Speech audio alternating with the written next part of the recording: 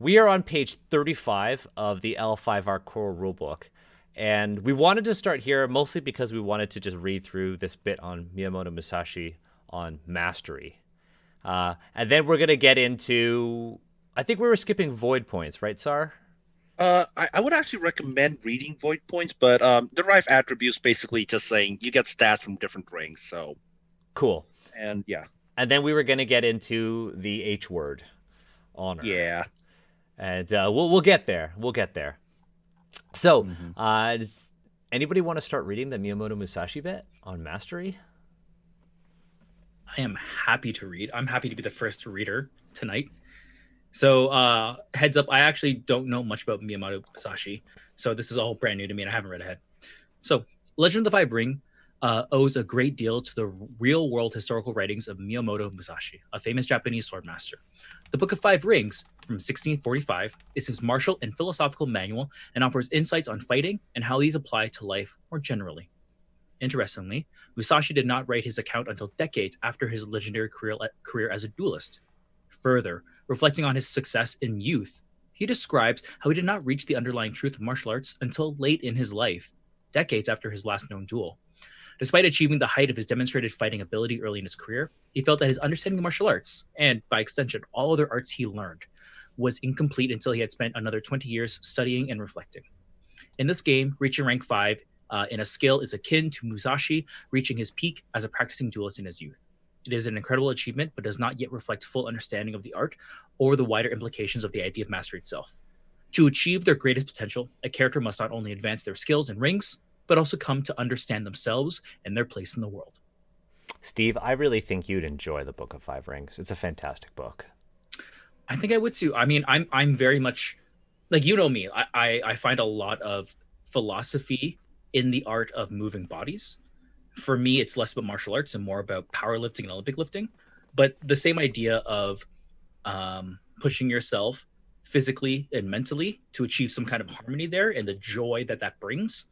I feel like Musashi, myself and Bruce Lee, and some other like people who practice martial arts and lifting, we all have a lot to talk about in that respect. Yeah, I mean, L5R, like not L5R, the Book of Five Rings is really interesting because it's like very philosophical. It will, if you work in like business, like the Book of Five Rings is going to feel relevant to you. If you're a martial artist, it's going to be very relevant to you. If you just want to, take life head on and take control of your life, it's such a good book. I read it back in high school when I probably didn't understand all of it, and I'm reminded that I should probably, reread it and dig it out of my parents' basement and find it. But I think it's interesting that they brought up Miyamoto Musashi here because they actually, and I read ahead, and later on in the book, there's actually an NPC called Minamoto Musashi. And I always thought that struck me as really weird because I was like, well, you're going to bring in a very legendary historical figure, like a true Kensei, like a true sword saint. Like Steve, if you read into his background, all of his duels, everything, what a badass. And then they kind of like, I don't know what they do with the name Minamoto Musashi later, but I saw that and I was like, oh, that feels weird. But the use of Miyamoto Musashi here, not only kind of historic ground. Sorry, what were you going to say, Emma? You said Minamoto. Miyamoto. Yeah, it's in my head now. The use of Miyamoto Musashi here kind of grounds it in that Sengoku Jidai period, which is when he was alive and very active. So I think that's kind of interesting, and how he's the point of reference, the frame of reference for the characters. But yeah, it's interesting to choose Minamoto just because of Minamoto no Yoritomo. Like, who's that? He's a really well-known one of the shoguns. Wait, so which one? Minamoto?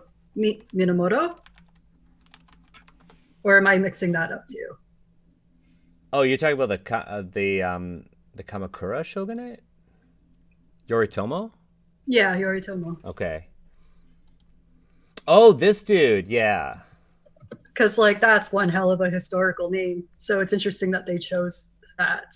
That's a good point. And guess who's the most famous mantis is named? Is that a Mantis character? Yoritomo is the first champion of the Mantis clan. Well, after Yoritomo. Yoritomo. Yoritomo? Mm-hmm. Yep. I'll put up. Interesting. Yep. Yoritomo. He was. This is him unmasked. Oh yes, this whole unmasking thing. Well, no, not unmasked. Like literally unmasked. Literally without a mempo on. Okay. I was like, wait, I thought you said they were a mantis, not a scorpion. Look at you learning the lingo. Yeah, I know, right? Right? I know all the clans, but everybody keeps telling me that later on. Did somebody get? Uh-oh. Crabs. I'm saying Have crabs. somebody been teaching? Yeah, everybody keeps saying that. Hanging out in crab chats. Yeah, I was talking to Chats. crab chats. That's a thing. Crab chat. That's a thing. I'm gonna open up this link. Oh boy, that's a dude. That's a dude. Wow, I'd wear that. Yeah. I'd want the V to be a little lower cut, but that's just like personal preference. This is a personal preference. Yeah. No hate here. No hate. No hate at all. But what were we saying? I lost. Oh, because I was thinking about crab chats. That completely threw me off. Oh yeah. So I was. You know how we're always talking about like, oh, you know, we think that the Crab Clan is like one of the better ones of the core clans that we've read, and everybody's like, you're gonna hate the Crab Clan later. I'm like, well, why are you telling me this? But yeah, let's to prepare you to prepare me for eventual disappointment. We'll see. And as we kind of move forward from here, Daniel, I do want to mention that someone in chat very graciously said that there's a list right before the index, which is on page 332 within the physical book. That's the educational inspirational works. It was something that was in Oriental Adventures as well. Mm-hmm. This list is much smaller, and doesn't just like reference books, but references like anime and other things like that. Some of it's great, like reference Inuyasha. Always reference Inuyasha. Inuyasha's great. Maybe don't reference the Great Wall. Did they reference the Great Wall? There's some weird references in there. Like they've got like 13 Assassins is an amazing movie. Mm-hmm. It's an incredible movie. Crouching Tiger, Hidden Dragon. 47 Ronin. Yeah. 47 Ronin, like my boy Keanu Reeves, but it's Mononoke. like Prince Mononoke. Great. Daniel, we were talking about that on another stream. Yeah, absolutely. Great. Inuyasha, special place in my heart. It's interesting out of all the... Sorry, what was that? I was gonna say Marco Polo is interesting in here. It's interesting here that they, out of all the animation, film, and manga that they've picked, they've got the Hidden Fortress. Rashomon. They've got Ran. What page is this? It's on page 332. 332. And this is a little sidetrack, but this kind of, is a good point of reference, though. I'm not sure I really like there are some good choices here for animation, film, and manga, but then so much of this really shows how much of a pan East Asian world they try to make this. And that's kind of like where I wanted to go with this, where if I were to draw the connection between Oriental Adventures and here, Oriental Adventures had like a really, really long list. Mm-hmm. This is a shorter list. You want to keep your educational, inspirational like works pretty concise, right? Like we're here to like tell like a pretty, especially in Rokugan or in L5 art, we're trying to like tell like a very concise story of like samurai. Inuyasha is not really a story about samurai. It's not. So like it's a romance story. So it's good that you have that in there, but then you have like things like the Great Wall. Like what was the Great Wall trying to tell us? Basically, people in the chat were saying the Great Wall is just Crab Clan, the movie. It's Crab Clan, the movie, but with the White Savior in it. But with the White Savior. And it's like... have you seen the full movie, Steve? Yes. Same here. Same here. Hey, same here. I'm not... you sounded so full of shame. You're like, yeah. It's not shame. Like I wear it as a badge of honor, like someone wears a scar. It's like, I got that one when I watched Great Wall. Yeah, you watched that. Great Wall is a weird choice. Same with 47 Ronin. For the Also an odd scholarly choice. works, if anyone actually wants to look any of these up, most of the scholarly works are pretty old. So just be careful with that if you actually do look for any of these, because there's some real problems with some of them. Like what?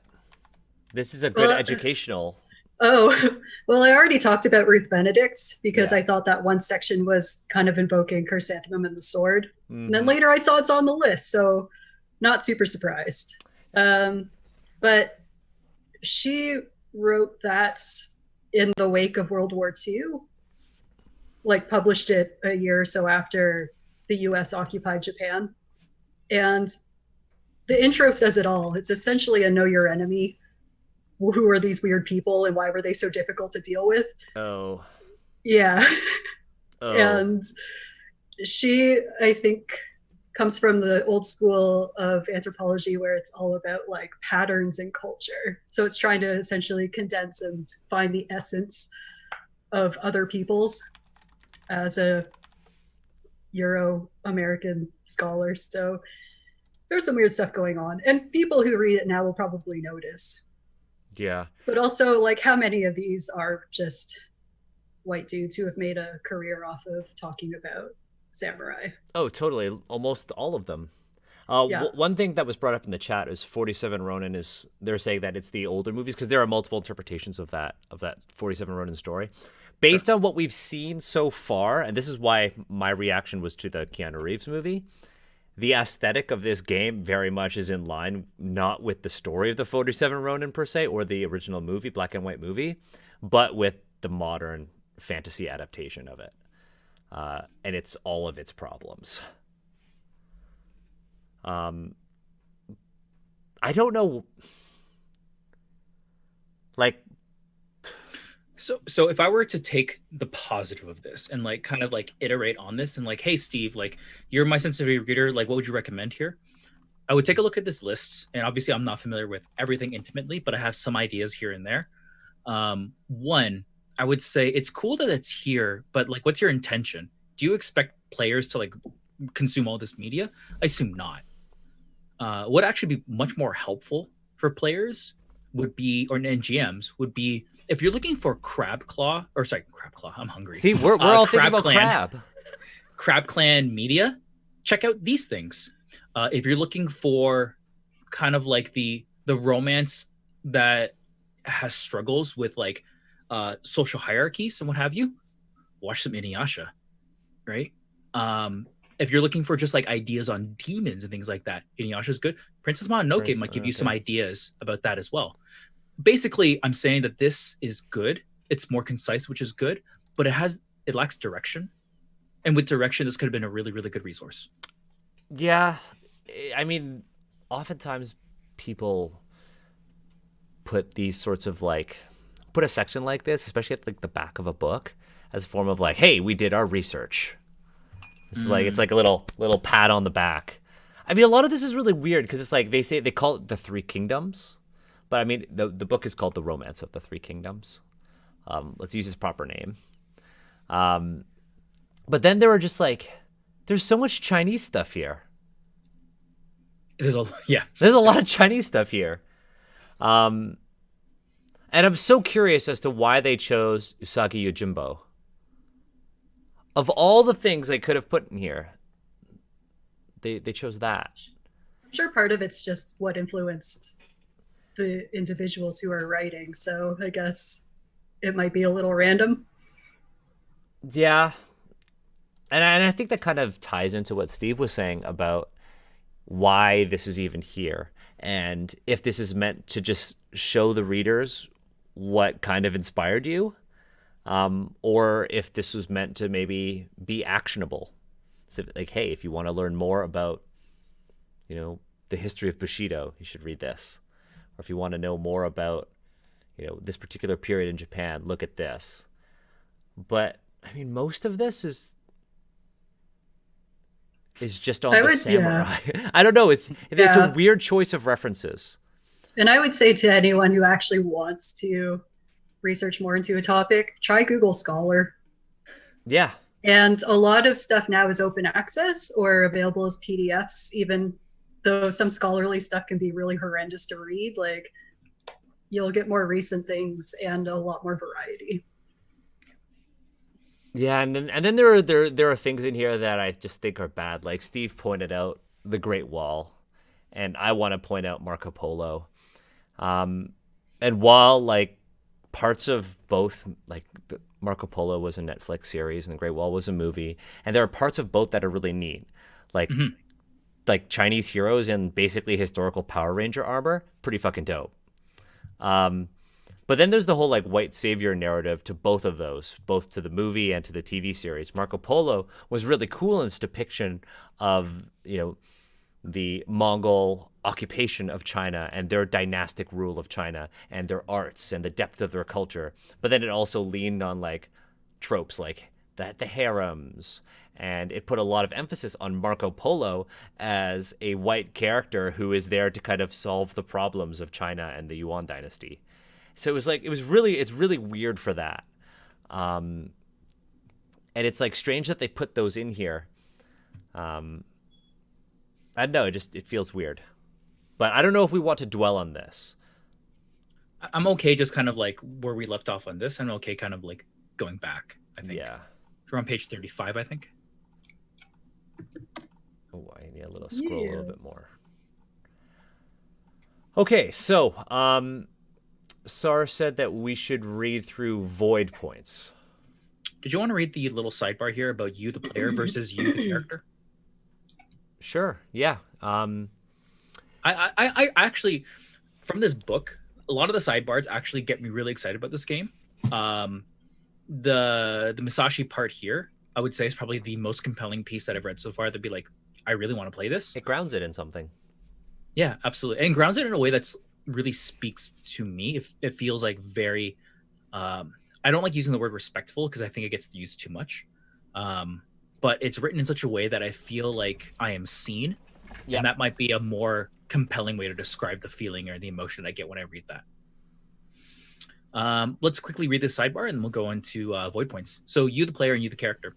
Character abilities such as advantages and techniques are written in second person for clarity. As the player, you make all your decisions for your character, who does what is described in the ability within the fiction of the game. There was room for more for here. You could have done a lot more. Yeah. But anyways, we can move on. Anyway, yeah, I don't want to. I think one of the things people always say was like, they dwelled on things. Like, well, first of all, we dwelled on things that were like super offensive in Oriental Adventures. But I think it's good for us to just like kind of read things, comment, and move on. That way we'll actually finish the book. So, Sarah, I'm curious. One day. We should read A Hero's Resolve, the bottom sort of sidebar text. But Sarah, I'm curious why you thought we should read void points as like a fan of L5R or anything like that. Void points is kind of like there's a lot of times in L5R fictions, like when one of my favorite parts in L5R fiction was when this character named Isawa Aikune basically sacrificed the greatest, what was considered to be the greatest source of power in Rokugan, called the Isawa Last Wish, basically to save Rokugan. He could have been a god, but he gave it all up to save the empire. And he was able to do that because it was kind of like tapping into something that was deep down that kind of allowed him to just, go forward and like push himself to the limit in order to be able to do that. So void points is kind of like a representation of that in the game. It's kind of like the odds are pretty much stacked against us right now, but there is this I'm tapping into something within me. I have something within me right now that could possibly change the outcome. So let's go do it. And whatever happens, happens. When I GM games, a lot of time is when a character uses a void point, it's usually a point in the narrative where it's a do or die moment. Right. And it could be used and a do or die moment in this case, it's not just, I'm dueling somebody or I'm the only guy facing an army. A do or die moment could also be, I gotta nail this poetry recital. I gotta nail this I gotta nail this debate that I'm gonna have in front of the emperor. I gotta nail this political rap battle. You know, Hmm. so that's and you kind of reach inside, you pull that void point out, and you use it. And hopefully that's enough for you to get through. If not, at least you know you did. You actually you know that you did the absolute best you could do. That's cool. So in A Hero's Resolve, which is the bottom sidebar text, they say, in works of samurai fiction, force of will is often a deciding factor at crucial moments. Void points can be spent to tap into the spirit of heroism, helping characters persevere in situations that seem insurmountable. Okay. And then when they say void points are a resource that characters can spend to surpass their normal limits, exert extra effort, or activate certain special abilities. A character begins the game with void points equal to half their void ring, rounded up, okay, and can accrue a maximum number of void points equal to the value of their void ring. Okay, that makes sense. So how Gating. does this interact with unmasking though? Because doesn't that have similar mechanics in that it can? I don't know. The primary benefit of unmasking is you remove all your strife. Mechanically speaking, the Okay. benefit of mechanically speaking, that's the only benefit of unmasking. Thematically speaking, we could, it's up to the GM discretion. And again, same thing here. It's the GM can just say like, okay, you get an extra dice, or they could make a big story out of it. It's up to the GM discretion. Again, I think a good GM should probably make this a special thing, just only strictly because void points aren't exactly easy to gain. You have to basically fail a check to gain a void point. But even if you fail, after you spend a void points, something could still happen. Like you're tapping a void point and you're basically parrying a sword strike. You miss the sword. That sword is still coming at you, but you strike that sword with such force that it shatters the other blade, or something to that effect, right? It sounds dramatic, and I like it. Yeah. Oh no, that means Daniel's gonna have like a sword shatter in our D&D or our Quest actual play. Steve, not everything. I'm gonna say this then, Steve. Not everything is about fighting. This was about parrying. This was the end of That's a fight. fighting. This is a fighting ending. Oh, a fight ending thing. Yeah. Mm-hmm. The sword, the instrument of violence, being shattered is very symbolic. Like twin ice blades shattering. Yep. Something like that. I would never. What I was gonna say about the void system here is that I from the earlier text and what have you, I got the feel that void was supposed to be kind of like the emptiness that Buddhism really talks about, and emptiness is not really the right word for it, but just trying to like have no ambition. Really, like Buddhism is different for everyone, and everyone can interpret it differently. But I feel like void was trying to capture that idea of, if you can achieve this kind of state of mind and soul and body, then you can like stop your suffering, more or less. So void comes from the Book of Five Rings. Mm-hmm. Okay. Yeah, it's mentioned there as void. It is basically it's the best description. It's the moment between breaths.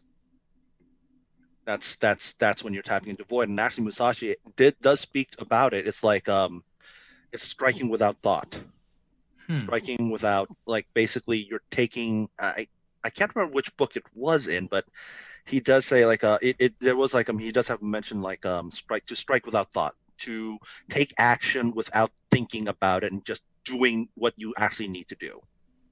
Yeah, there's a lot it says like entering a flow state is what the book says on page 34.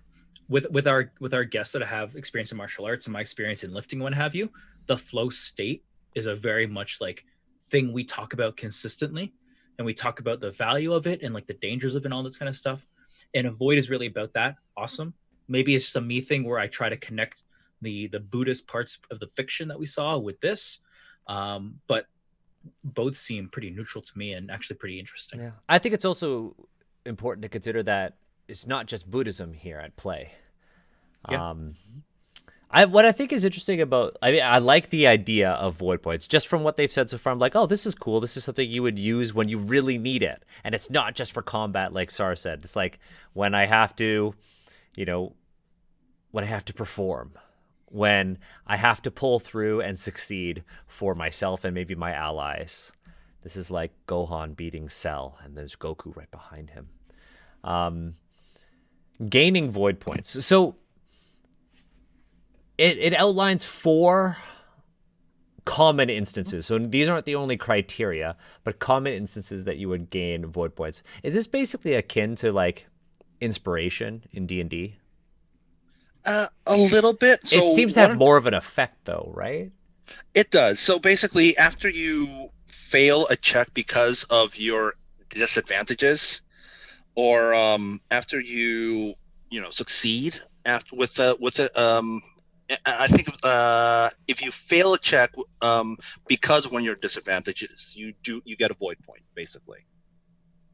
So it's more of a period of, okay, I just screwed that up because, and it's kind of like a moment of introspection of, I just screwed that up because of this part about myself, and I learned from that kind of deal. I see it more like the fate points in the fate system. Oh, yeah? When you activate like a negative aspect or something, you get a point for it. Yeah, like Coriolis has that too.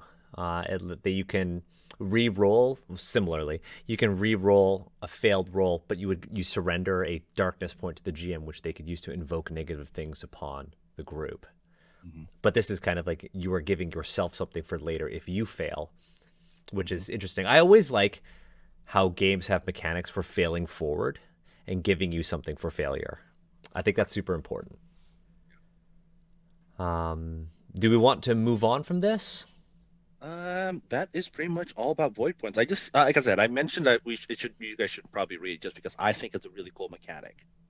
I agree. This is pretty like cool for a storytelling thing. There are bits of L5R that are like really interesting when it comes to like the storytelling. I think it's neat. It's just there are some other things that I have problems with. Let's get into honor, glory. Speaking of which, let's get into this. I will take on the reading for this part. I'm okay with this. Honor, glory, and status. Samurai dramas focus on characters' internal conflicts as much as external ones. While external foes and challenges frequently drive the plot, a samurai's principal battle is often fought within their own heart. In the Legend of the Five Rings role-playing game, characters have 3 social attributes: honor, glory, and status, to help players weigh the societal forces constantly pulling upon the samurai. Let's talk about that.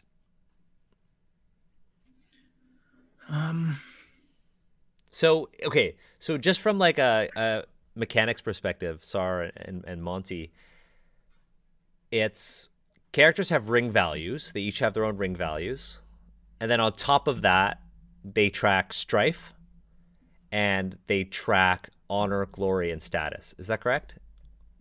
Okay. Well, there's other like physical stats too, which are but like endurance. Endurance is basically HP. Composure, it's basically emotional HP. Right. Focus and vigilance.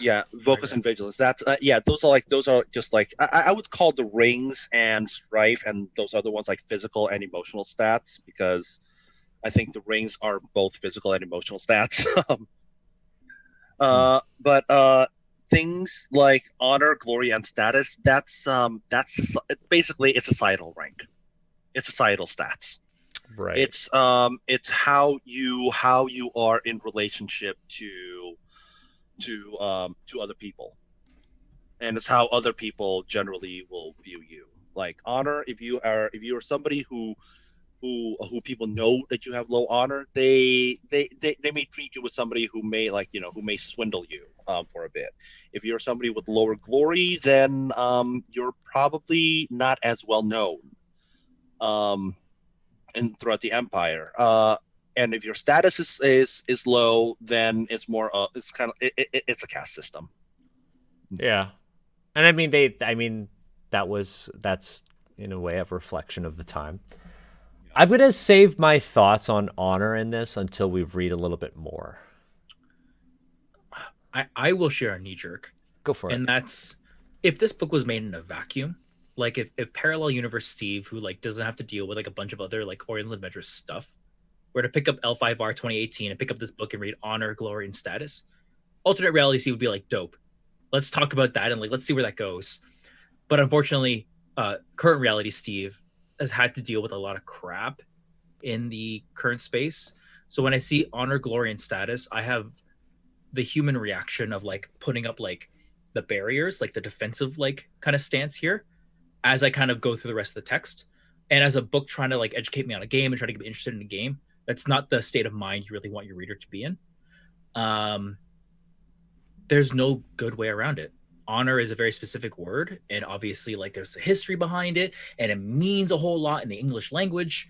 But unfortunately, L5R has to live in a world where other stuff exists, like Orion's Adventures, and that sucks. Yeah, I guess I'll talk about it now. My feelings about L5R get more and more complicated as we read further, which is natural as we're learning more about it. I think, and I say this because I know that there are people who are watching us now or who are watching the replay, and they're going to be like, oh, yeah, but L5R is such a great game. And I know that, Sar, you're a big fan of L5R. And, like, I respect that. I don't respect that. I respect you. I respect the shit out of you. And, like, Monty, you've written for L5R and everything like that. And, you know, we've seen conversations on the Discord server about L5R and how people are like, you know, L5R is great. And you know why L5R is great? Because it got me into learning about Asia. Right? That's the one thing that we see all the time. It's like, oh, I love L5R. It got me into liking Asia. I love Oriental Adventures. It got me into liking Asian shit, right? But like, that doesn't make this a good representation of Asia. That does not make it a good representation of Asia. And in fact, this is a very flawed one. And I mean, honor here, the way they use honor and the way they define honor and the way they kind of situate honor within the world of Rokugan and how everyone interacts with it, shows that this is a very Western understanding of what honor is. And I dislike it because of the implications of that. I dislike that because there are a lot of people who will play L5R and be like, I love L5R. It's great. It makes me want to learn more about Japanese culture. And then they take this idea of honor, glory, and status, which they think might be accurate, or they might be like, that seems wrong. Let me learn more, right? But they take this definition of honor, right? And here they say honor represents a character's personal investment in the concept of Bushido and the character's belief that they are upholding the values of Bushido, are like super one-dimensional and very oversimplified. And people take these ideas of honor and they apply them to other Asian cultures. And that's where I take greatest offense with the use of honor in Asian-themed video games or Asian-themed, you know, tabletop RPGs. Especially because the ideas here of honor, glory, and status are very different from the way Chinese people interact with those concepts, like extremely different. And I bring that up because they have clearly, based on the inspirations we looked at, taken a lot of inspiration from Chinese media and Chinese history in this. And I want to talk more about like the idea of face as we like kind of move through this. And like Emma, you and I, we traveled around China together, and the way people interact, they're, you know, very much they're interacting with each other and navigating around this concept of face, something that's very abstract and intangible.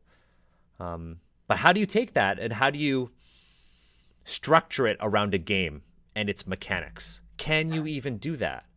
And that's why honor is so problematic in these games, because it oversimplifies and gives all of these nuanced social interactions and nuanced concepts that govern social interaction and tries to give them structure within something that they might not even relate to. So, It's also, oh, go ahead. I also have to wonder, and maybe I could get some thoughts on this, is how this applies to non-warrior characters. Honor, if it's defined as following Bushido, is that only for warrior characters, or Yeah. Nope. It's yeah, all characters. Courtiers, artisans, priests, monks, all characters. They get around it by saying, like, different clans and different families have different interpretation of Bushido and different interpretation of honor. But the thing, it's eh. It's yeah, lazy. It's lazy, but it's also didn't they? The idea of Bushido is also super widespread in this It as is, well, and which is also weird. the, it's it's almost kind of like it's almost it to me sometimes, like when I first, like, this was a high school thought of me. I'll admit I had this thought when I was in high school. It felt like, that what L5R did to Bushido was kind of twisted a little bit in way that not all the focus of not, it wasn't just focusing on all the quote unquote positive aspect of Bushido. Like, clans were actually focusing on the negative aspect of Bushido, because you could take things like duty and loyalty to a really bad extreme, which is what they did with the Scorpion clan, by the way. Yeah, but what they're about not. Crab? Yeah, what about the crabs? Well, the crabs actually, I think, was probably the easiest what they did, and we'll get to it. But their thing was just courage. I mean, when you're facing demons, yeah, that's probably the only one that you care about. Yeah, There. but let's read through this. A character's honor, glory, and status attributes each have a value between 0 and 100. When an effect calls for a character's honor, glory, or status rank, the rank is determined by the 10-digit number of the value, or 10, if the value is 100. Okay, so Shosuro Makoto has an honor value of 28, therefore his honor rank is 2. He has a glory value of 31, therefore his glory rank is 3. Okay, cool. I think it's important that we interact with these mechanics only because honor is kind of built into this, and we should probably learn how that works. These 3 attributes can increase over the life of a character, usually via an honor, glory, or status award from the GM. See the section beginning on page 300 for recommendations on ways social attributes increase. Any of these 3 attributes can decrease over the life of a character. Rather than being arbitrated by the GM, a decrease in the social attribute always occurs because the character's player chooses to forfeit or stake it to achieve some end the character desires, or because their player feels that it is good storytelling. Decreasing any of these attributes should be conscious choice on the part of the player, not a penalty imposed by the GM. Okay, so honor, glory, and status can be forfeited by the player. Which is cool. That's a cool idea. Still rooted in the problems It's that we just talked about. it's a cool idea in the Western concept of honor. That it's like poker chips. Like your That honor, it, glory, that and it's status. that it's a currency that it's transactional and that you have power over it. The way I kind of see it from my Chinese perspective, which is apparently very valid in a game about Japan, from my Chinese perspective, we don't really use honor in China. We don't use honor. We use face, and then face to outsiders might mean respect, honor, and your social standing. When you lose face, right? When you lose face in North America, what does that mean?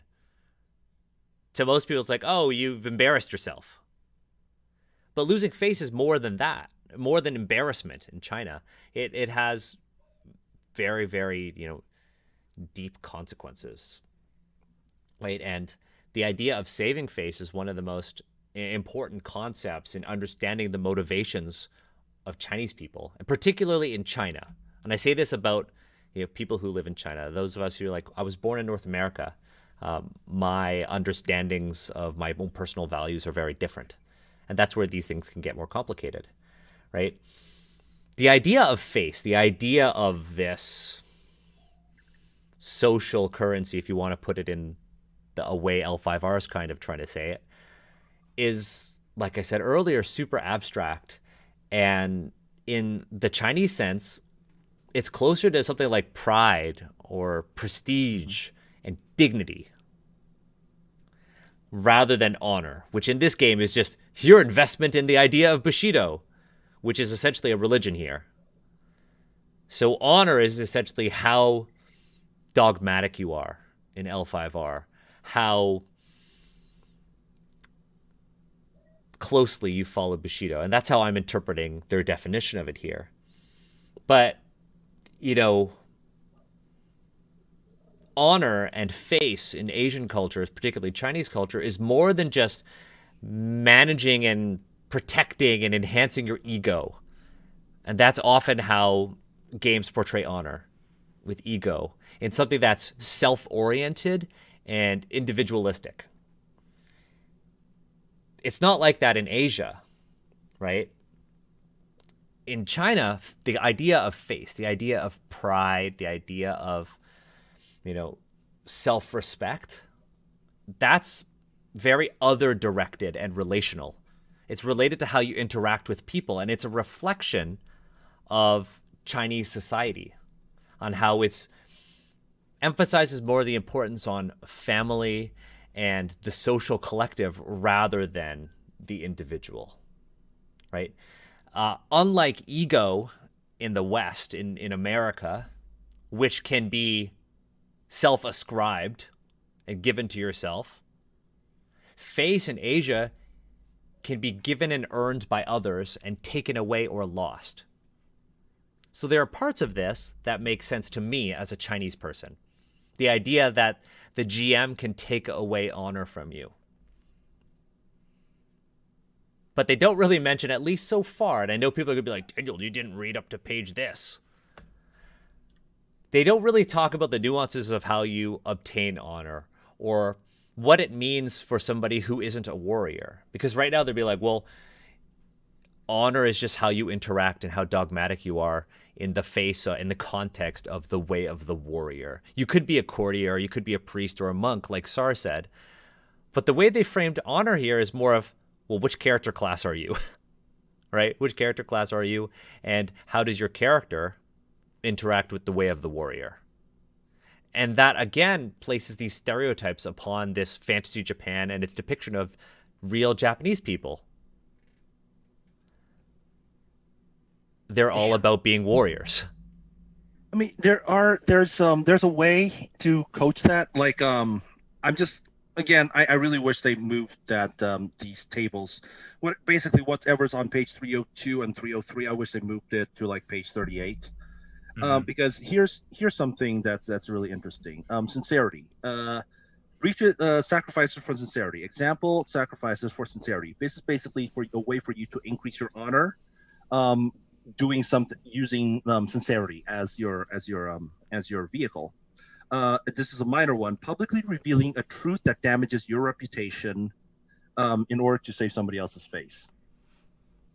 So that you forfeit 3 glory because you're basically forfeiting your reputation to save somebody else's reputation. But other people see that, but so they'll say, okay, you know what? Yeah, okay, so he's kind of that, but you know what? Props for doing that to help this guy out. So you're a little bit more honorable now. Here's the thing with that, though. And if somebody were to ask me to play L5R, I would say I'll play at Sar's table. Like if you invited me to play L5R, I'd play it with you. Same with you, Monty. If you invited me to play L5R, I'd play it with you.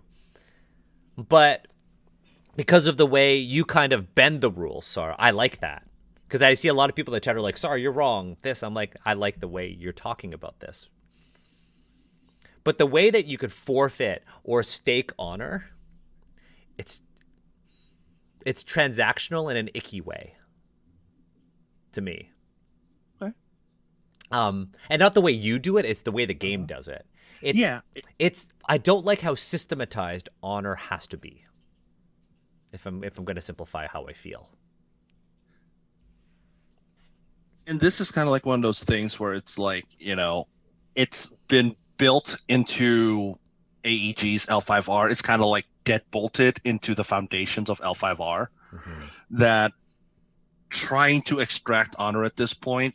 I mean, we just don't. I'm not a game designer. I don't know how to do it. I don't know how to. I don't know how to surgically remove honor from L5R at this point. Yeah. Steve or Monty or Emma, I wonder what you folks think about this so far, or any thoughts that you have so far on this. I'm wondering if we should jump into page 300, 302 Let's do it. to show you, because it basically lists was it the 9 tenets of Bushido, and then all of the possible ways to gain and lose honor per tenet. And Sar might be better to talk about this because I've never actually had an opportunity to run a game. But like as a GM, I think I would be very overwhelmed, right? Because it's almost like dealing with 9 alignments, and like keeping track of all of that per character might be like. Yeah. I'm thinking this in a mechanical way. I haven't even touched upon the. Yeah, And it's like 7 alignments times 3, because each one has like minor, majors, and like massive fluctuations, and it is overwhelming. I briefly looked at this table and I got overwhelmed and I walked away from it. Yeah. Go back to reading schools because they're cool. So it's kind of like, okay, so let's go back again. This is like hopefully next week we should get to the clans. Like my example here would be like the Crab clan. Crab, they love courage. So you show them a great display of courage, and all of a sudden you gain like, I don't know, a whole bunch of status and honor from the Crab. You do the same thing with the Crane, and they're like, what was that? You probably would lose honor and status with the Crane for doing what you did with the Crab, because the clans value different things, different again, they value different tenets. So, and different clan. If you're playing a Crane clan character, you would probably be leaning on courtesy to do your to manipulate your honor and glory and status. Whereas if you were a Phoenix clan character, you'd probably be leaning more on righteousness. The thing that weirds me out, and if you read that sidebar on Scorpion honor, and I think the Scorpion clan just fucking things up for everybody. Like if you read that, they say the Scorpion clan is particularly illustrative of the perceived objectivity of honor. Its members do not debate the definitions of honor or attempt to rationalize their actions as honorable through twisted logic. But they also do not believe that honor is worthless. They accept that members of Bayushi's clan cannot behave according to Bushido's precepts, but they do not actually disagree when these precepts are or even that they are valuable. Honor is for other samurai, and they can be honorable only because the Scorpion are willing to do the dirty work that society demands. And there's so much wrong with that. Steve, I know you look like you want to say something. I when we read through it, and I know the Scorpion clan was really problematic, and I still was like, if I was going to play this game, which to this point I'm still kind of like, nah, I still want to play Scorpion clan. I thought that was really, really cool. Then I read something like this and I'm like, wow, the chances of me playing at a table of L5R and rolling Scorpion clan and just feeling really gross at that table are now astronomical. Like that paragraph there, it's like, whoa, what's happening here? That's why I said, like, I'll only play this if I'm at like Sar's table or Monty's table. And let's call it as it is. That is a failing of the game itself. 100%. And I'm willing to say that because like that is like really caused a lot of harm. Well, the thing is that like this shows that their idea of honor is a very Western idea of honor. It's like honor is personal integrity, and we're Scorpions and we don't have honor, and Scorpions can't have honor in the game. It's just this But is the thing that what weirds me out. confuses me is they do. They do. They That's do. the thing. Except they call it 'Cause- loyalty. They do. Because honor is objective. Yeah, But even this paragraph is confusing because they're like they justify how they have honor, exactly. but also say that honor is for other people. So it's like That's why this flawed definition of what honor is fucks things up for the game. Because they're like, well, honor is how righteous you are when it comes to Bushido. Everything revolves around the way of the warrior. Oh, Rokugan, we're all warriors here. And if you want to have honor, you got to follow Bushido. But, the Scorpions, they're doing things to they're doing what they need to do. But since they don't really follow Bushido, they can't have our honor. But, they're doing this for the Empire. They're being loyal to the Emperor. So, they're okay. We'll keep them around. But they're not honorable. They're just loyal. And it's just it's weird. It's weird. It's okay. You want to know what this feels like to me? And the Asian henchman, hmm. the Scorpions, the ancient. It's oh god, what's that? Oh god, Austin Powers, that guy that threw Oddjob? his shoe. Well, that's Yes. Oddjob is in James Bond, but in Austin Powers, it's Oh, what is his name in what's his Austin name in Austin Powers? Powers? Hey Sarah, what's Random Task? Random Random Task. Oh my god. That's You know right. what? I will say that Random Task. Let's not bring him up again because the guy who played him is a terrible human being. Oh, no. Oh, Fair. yeah, Yeah. okay. Terrible human being. Okay. Noted. But yeah, no, the henchman is the Asian henchman is what Scorpion Clan feels like to me after reading that.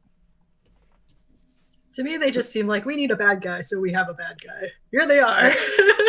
I mean, I've said it before. It's like every negative Asian stereotype they just cram into Scorpion.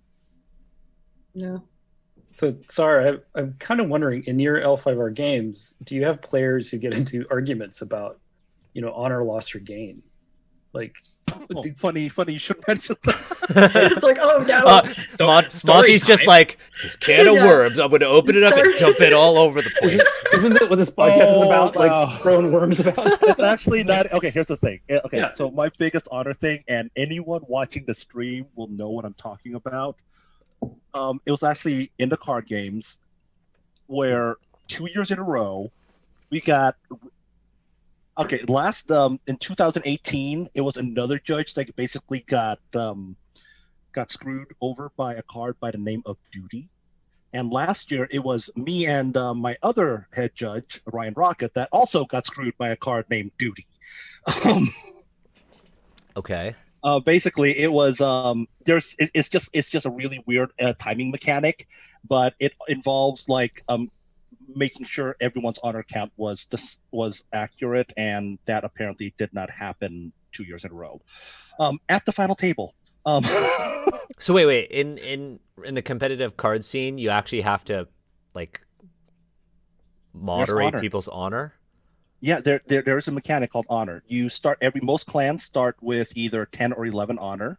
There is the Scorpion at Wonder Stronghold. They start with only 9 honor.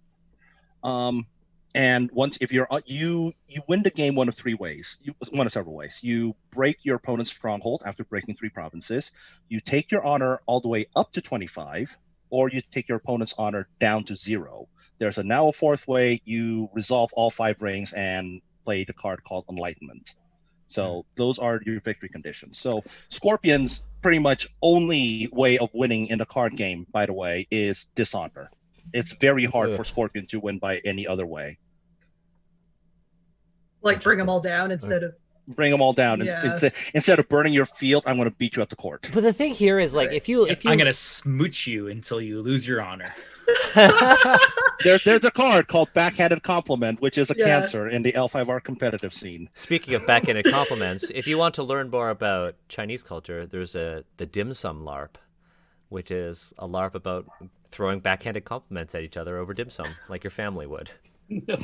Written by an Asian person. It's actually a really good LARP. Could somebody in the This in my chat? life. Can somebody in the chat share the dim sum LARP if you I have need access this to in it? my life. I don't think I could ever play this. This would just be I'd be like, I'm done. I don't Me too, got this. Too real. Yeah, it's very real. Here it is. I'll just share it. Dim sum, Okay. more like get some. It's by Ross Chung. It's by an Asian person. Oh, thanks, Ken. Cool.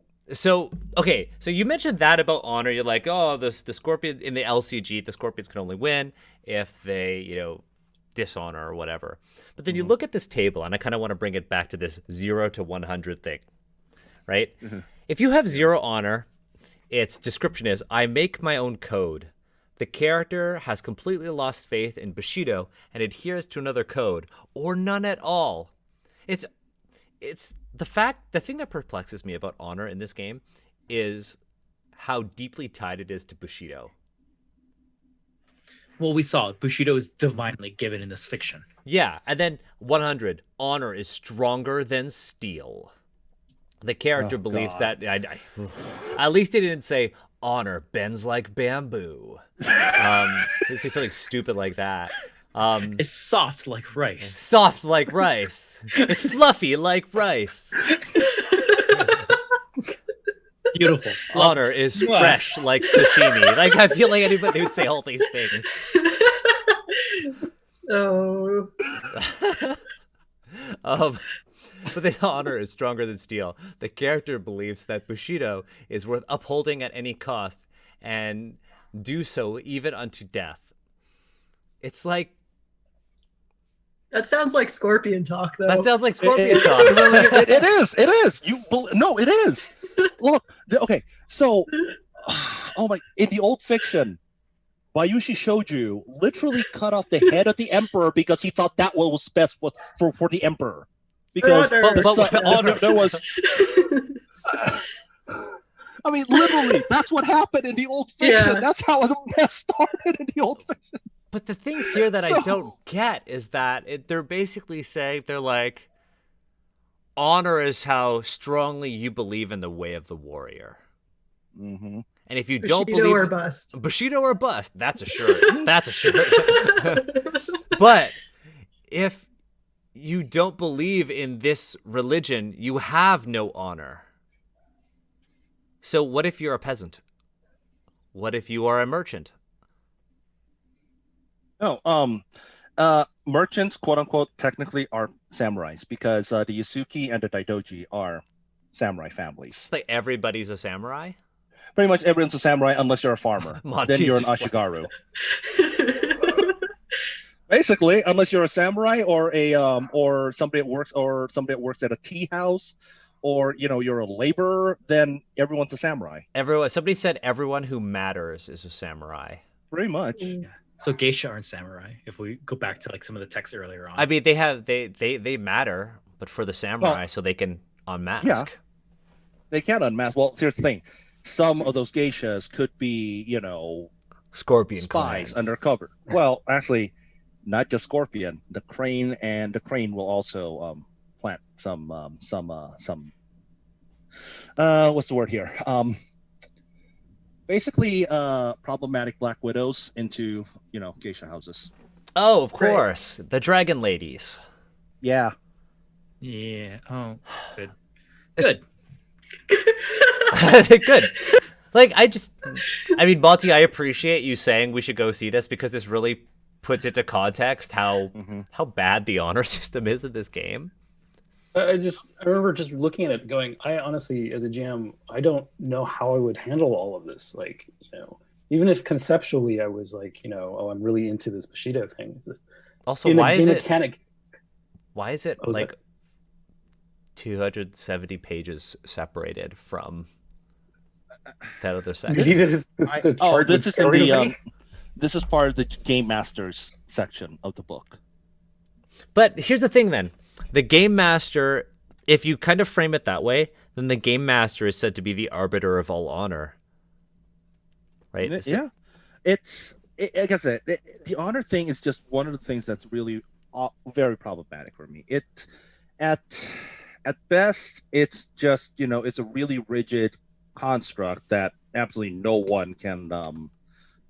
one should ascribe to. And the thing, and again, it goes back to a lot of this thing where when a lot of people are saying that Rokugan is not Asia, that this is where it gets, when you're applying this the thing, a system called honor, glory, status, or this idea of Bushido in L5R onto people that look like Asian people, and you're saying that Only some of them. no, it's like I can't. Most. There is absolutely no way that you can separate, my L5R character from an Asian person. If somebody was looking at my character sheet and it had the name Asako Tenba, they're going to assume that that's an Asian character. They're not going to assume anything else. And if they don't know anything about L5R and they're hearing me act out, honor the way that it's written out rigidly in Bushido, they're going to assume that, hey, an Asian character is doing it this way, so all Asian characters must be like that, right? It's like how everyone thought that, like, everyone who read Oriental Adventures thought that Ashita Kim was an Asian person. Oh, Emma, for context, Ashita Kim is a white guy who claimed to be a master of ninjutsu. Okay. Their website is phenomenal. It's a time capsule of web design. Oh, Excellent. Like, the same people who would say that L5R isn't Asia are the same people who would say that, like, I love L5R and it got me into Asian culture. And that's a reactionary generalization. But I just don't like this honor section. It's just bad. It's not as bad as the Oriental Adventures one, but it undermines the internal logic of Rokugan in many ways. Mm-hmm. For me, I go back to that analogy I had where, for all the good that has come out of 2018 Rokugan, the spore of a lot of the harm remains, and maybe some, like, the gorgeous flowers and stuff have, like, blossomed out of it, and, like, there's a lot of stuff that, like, we really like, but when you kind of walk down the path and see where it all came from, it came from that one spore that really we got to examine and decide whether or not we need to take it out of the garden or not. And in my opinion, we should have taken that out of the garden 20 years ago, 30 years ago. Yeah, I completely agree. Honor is definitely that thing. I mean, I like how they kind of try to balance it out with glory and status and all that other stuff. You could lose honor but gain status, but it just because you like can't you have said, all of these things at the same time. You can't have all these things. You could, especially if you're a scorpion. But, like, so many of these terms could also be synonymous depending on how you understand them. So that's where, when we first looked at that section, I'm like, what is the difference between these things, to the point where they're three separate categories? Exactly. How do they separate them? Perhaps what we should do is actually go back to, those pages and actually learn what the differences are. Mm-hmm. So right now we know what honor is. It's how invested you are in Bushido. Mm-hmm. Mm-hmm. Glory represents society's view of a character's success in their mandated role. It reflects the reputation they have as an effective agent of their lord, as well as a general consensus of how they uphold Bushido. But isn't that honor? Okay, well, here's the thing. This glory is now become like, okay, so there's this character named Bayushi Yojiro. He's quote unquote the only honest scorpion. Let's just keep using the scorpion kind. Okay. That's like Dritz do Erden being the only good drow. There you go. So to his clan, he doesn't have he could be his lord Bayushi Shoju actually would trust him a lot. He's seen as a very fair and impartial magistrate when dealing with crimes that involve the Scorpion clan. He doesn't benefit Scorpion. So to outside the clan, he's actually held up as this paragon of Bushido, right? But within the clan, they hate his guts. They hate his guts so much they can't wait to nail him to Traitor's Grove. Yeah. I mean, I like the idea of, like, honor is not objective but subjective, and different people will see you in different lights based on your actions and who you associate with and all that good stuff, because that's very human. But that's right? also a Western understanding of what honor is. It totally is. And honor wouldn't be how I describe what I just did. That would be kind of more like your, I guess, reputation is the closest word that I can think of on the spot.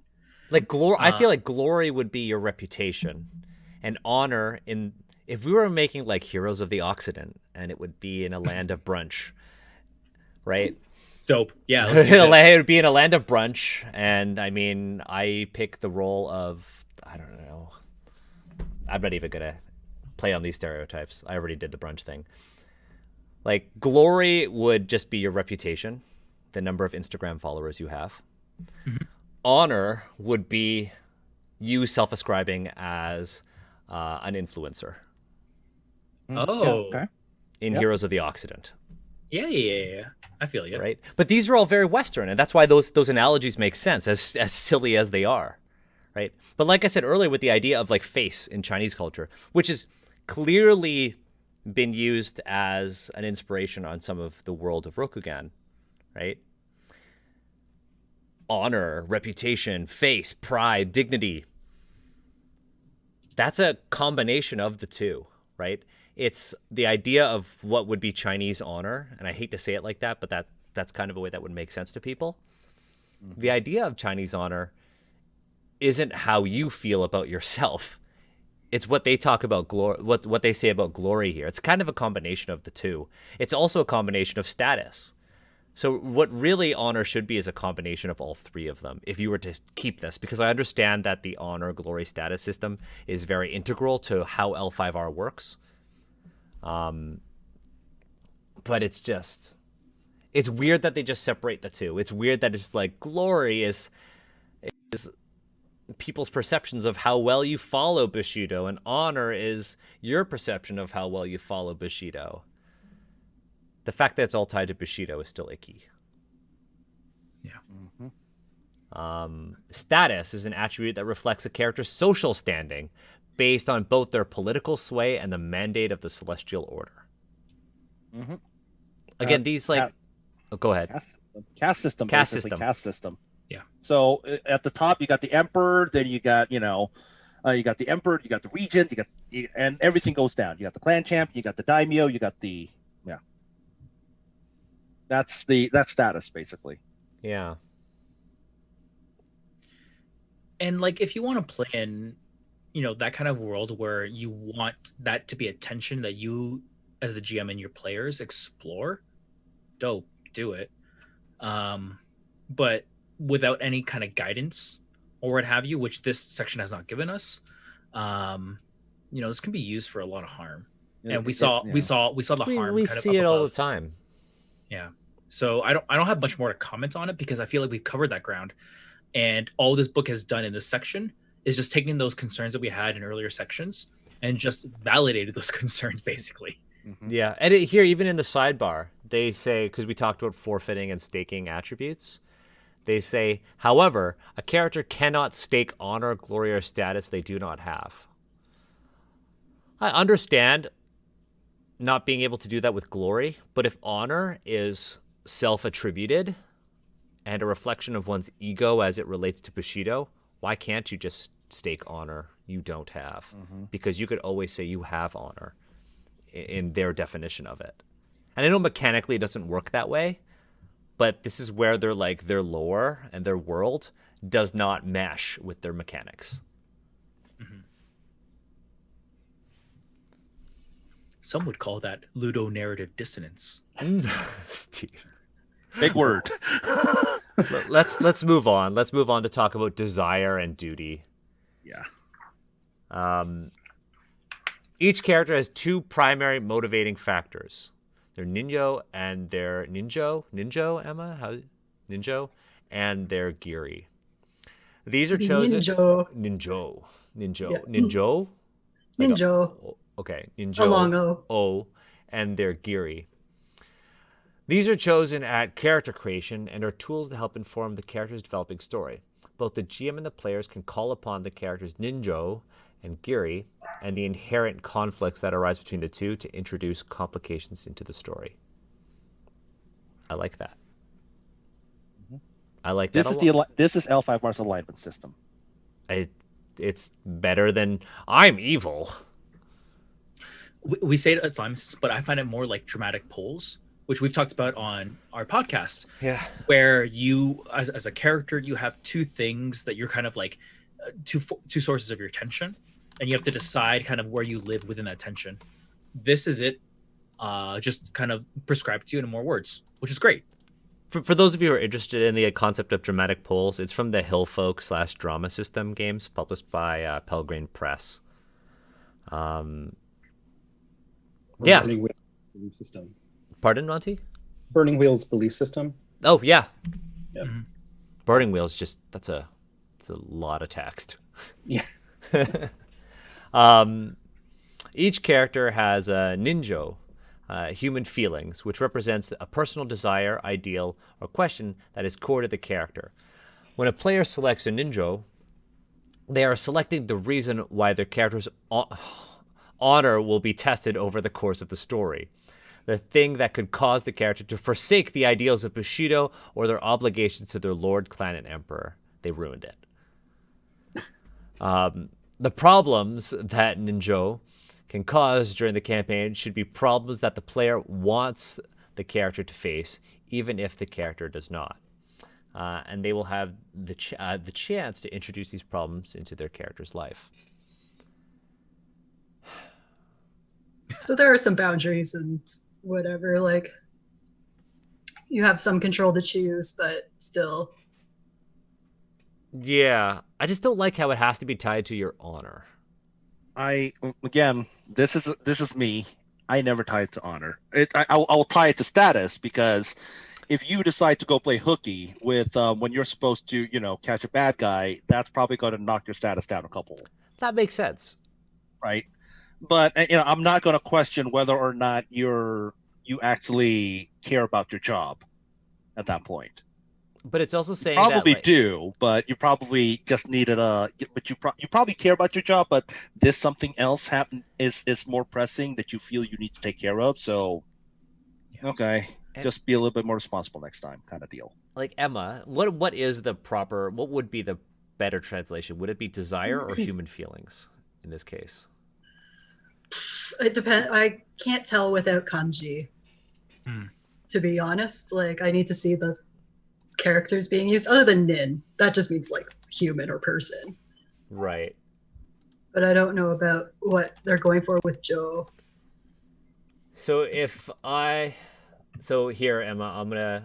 Oh, that's just the Chinese character for person. I'm gonna post that into the chat there. So that's human emotion or compassion according to Wikipedia. I'm getting humanity. But But yeah, So what might help here is if you look at the sidebar, they're the sample ninja, which help to kind of obviously like Japanese to English, like there's going to be some things like lost, but I think the samples, to the book's credit, are super helpful because they help to like kind of ground it more into things that the reader might understand. That said, if we have the lens of this is rooted in how a person views their honor, there's some stuff here. There's stuff. So I just looked this up online, and this is what I thought this was familiar, and one of our members of our community mentioned this in the chat. These are sociological concepts that relate to sort of the Japanese worldview. And so they've taken something very real, and they've kind of just like made it all about honor. Which is why I felt icky about it at the beginning. Or it's funny because it's what's going to challenge you. So like choosing to do one of these things is then where the conflicts occur in terms of following Bushido. Am I getting that right? I think that's what it's saying, right? Because it tests your resolve. Yeah.